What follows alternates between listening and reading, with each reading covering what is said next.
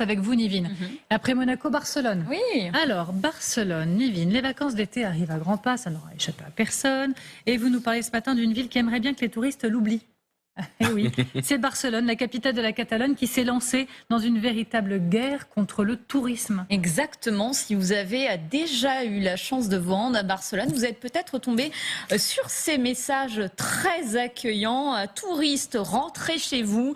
Les touristes, vous avez tué la ville. Les Barcelonais ne s'en cachent plus. Ils en ont marre. Assez des touristes. Le problème, c'est que les autorités et les professionnels du tourisme, ne sont pas forcément du même avis. Et hier, une décision a remis de l'huile sur le feu. Elle a été annoncée en grande pompe par le président de la région en personne que vous voyez à l'écran. Alors, cette annonce, je vous la résume en une phrase. L'aéroport de Barcelone va s'agrandir. Un immense chantier à 3 milliards d'euros qui va démarrer en 2030.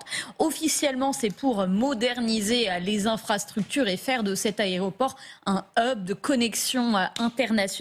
Sauf qu'officieusement, les travaux serviront également à augmenter les capacités d'accueil de l'établissement. L'année dernière, 55 millions de touristes ont foulé le sol de l'aéroport El Prat de Barcelone.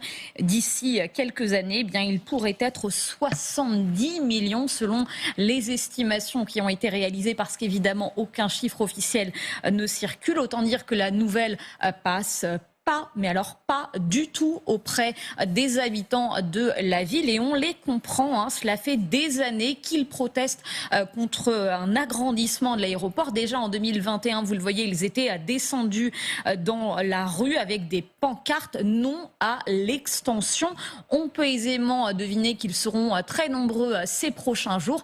Il faut dire que pour eux, la vie est devenue un enfer. De bon matin, les rues sont noires de monde, bondées. Les commerces traditionnels ont tous été remplacés par des magasins de souvenirs. Les prix des loyers ont également explosé. La ville s'est progressivement vidée de ses habitants historiques, remplacés par des touristes d'un jour. Oui, mais Nivine, Barcelone a déjà mis en place des mesures pour lutter, en tout cas freiner le tourisme. Complètement. La mairie a par exemple décidé d'interdire les meublés touristiques d'ici 4 ans. En 2029, tous les logements type Airbnb devront mettre la clé sous la porte. Dans certains quartiers, il est interdit de construire par exemple des hôtels ou des immeubles à destination des touristes. Les autorités veulent également doubler la taxe de séjour qui pourrait atteindre les 15 € par nuit et par personne, ce qui en ferait la taxe de séjour la plus élevée d'Europe. Mais malheureusement, cela ne suffit pas. Alors les habitants eux-mêmes ont décidé de se mobilisés dans le quartier du célèbre parc Güell. Un collectif de riverains très intéressant a fait supprimer le référencement d'une ligne de bus. Elle n'apparaît ni sur Google ni sur aucune application de transport en commun. Seuls les familiers du quartier peuvent l'emprunter. Résultat, ils peuvent s'y installer aisément parce que les bus sont vides. Mais ces mesures, elles suffisent pas. En 2023, 15 millions de touristes se sont rendus à Barcelone. C'était à peine 7 millions un an plus tôt, même s'il faut le dire, l'année 2002 a été marquée par la crise du Covid. C'est quand même un doublement en seulement un an. Alors, intéressant aussi, Barcelone n'est pas la seule ville à faire face au surtourisme. Nivine, ça vous nous l'apprenez. En France aussi, il y a plusieurs villes qui sont confrontées à ce phénomène.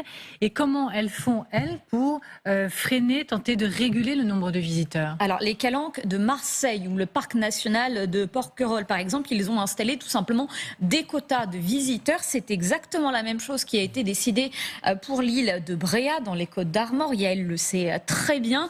L'année dernière, 400 000 touristes ont visité la toute petite île. Désormais, seuls 4 700 visiteurs au maximum peuvent s'y rendre chaque jour, et ce pendant 40 jours, pendant la période estivale bien évidemment. À Venise, les jours de forte affluence, il faut s'acquitter d'un ticket d'entrée entre 5 et 10 €. Jusqu'à présent, cette taxe, elle ne s'appliquait que 29 jours dans l'année. Désormais, ce sera 54. Si vous voulez visiter Venise, il faudra payer. Les groupes sont également limités à 25 personnes et et règle très intéressante, ils ont l'interdiction de s'arrêter dans les rues et sur les ponts sous peine d'une amende de 500 € et des policiers veillent au grain. À Rome, ça peut paraître surprenant et aberrant, mais c'est radical. Il est désormais interdit de s'asseoir sur les abords de la fontaine de Trévi. Il faut faire la queue pour y accéder, pas plus de 400 personnes à la fois. Et là encore, vous le voyez, les policiers veillent au grain, ils ont un sifflet et si vous restez un peu trop longtemps, eh bien, on vous demande évidemment d'évacuer. La municipalité même réfléchit même à rendre l'accès à la fontaine payante. Voilà. Au Japon, encore plus absurde, la municipalité a décidé de masquer la vue du mont Fuji pour empêcher les touristes de venir et de se photographier devant une supérette. Vous le voyez, une bâche a été installée, mais malheureusement, ça ne fonctionne pas. Nombreux sont les visites à tenter malgré tout de s'y photographier parce qu'évidemment, il n'existe pas de solution magique pour lutter contre le surtourisme, si ce n'est la responsabilité individuelle en décidant de choisir de partir là où il y a un peu moins de monde. Comme par exemple sur la magnifique baie de Somme. Pourquoi ne pas privilégier la baie de Somme à la baie des Anges? Vous n'y verrez que du feu, je vous l'assure. Hormis si vous mettez le pied dans l'eau, il y aura un léger choc de température. Mais pour le reste, c'est sublime également.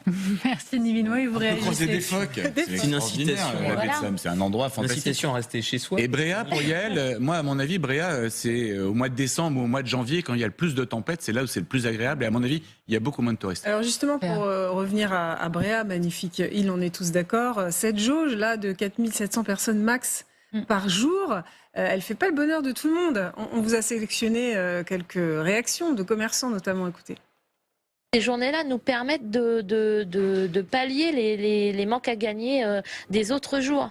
Si vous voulez, le mois d'août, si je fais un très très gros mois d'août, il comble le mois d'avril où je suis déficitaire. Pour nous, c'est pas possible. On ne peut pas prendre 40 jours de régulation avec seulement 50% de notre capacité d'emport. Économiquement, on est complètement déstabilisé.